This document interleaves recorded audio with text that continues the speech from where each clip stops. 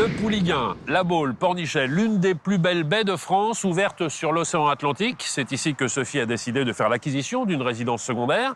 Elle vit à Lyon, mais a dû gérer tous les travaux à distance. Explication.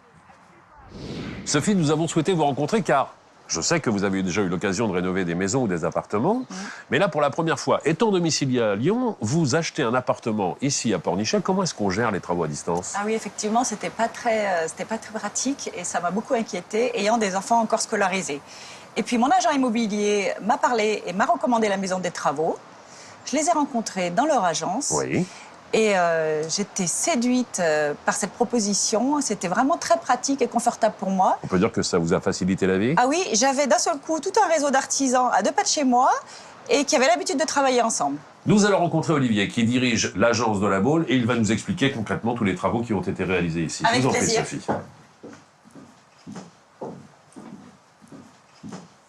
Bonjour Olivier. Bonjour. Bonjour Olivier. Bonjour. Vous allez bien?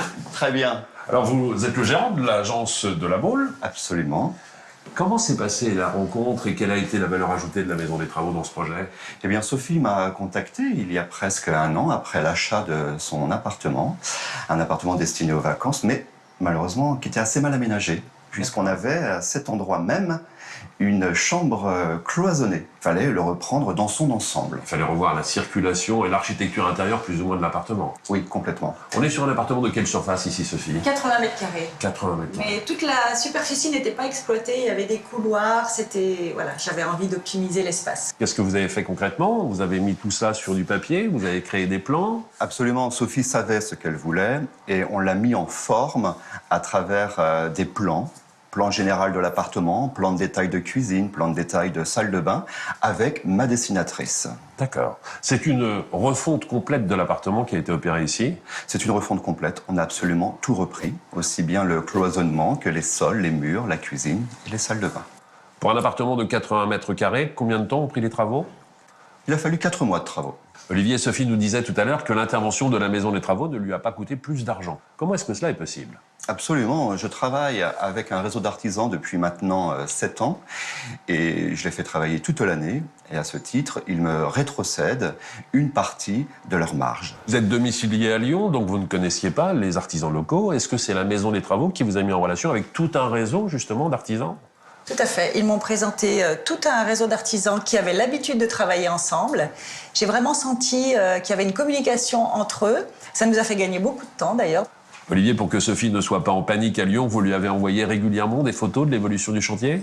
Oui, absolument. J'ai demandé aux artisans de prendre en photo leurs différentes interventions tout au long des travaux, ce qui a permis à travers des mails de pouvoir communiquer et montrer le travail que les artisans ont effectué. Combien de corps de métier ont travaillé ici? Alors 6 métiers sont représentés ici, en corps d'état séparés, qu'il s'agisse d'un menuisier, d'un carreleur, d'un électricien, d'un plombier, d'un cuisiniste ou d'un menuisier. Très bien. Alors moi, j'ai relevé effectivement quelques belles astuces en matière de décoration. Quand on est dans une petite surface, mieux vaut optimiser chaque centimètre carré. Ici, aucune emprise au sol en ce qui concerne le mobilier. Tout est en surélévation, ce qui facilite également le nettoyage et la circulation.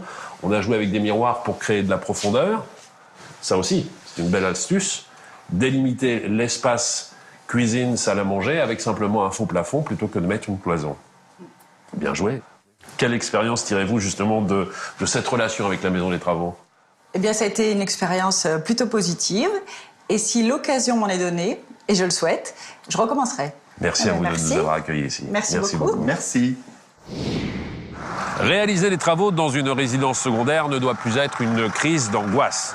En vous rendant dans une des agences du réseau national, la Maison des Travaux, vous aurez la possibilité de rencontrer des professionnels, les artisans en charge de votre projet. Vous pourrez choisir les matériaux, les couleurs, toucher justement les différentes matières.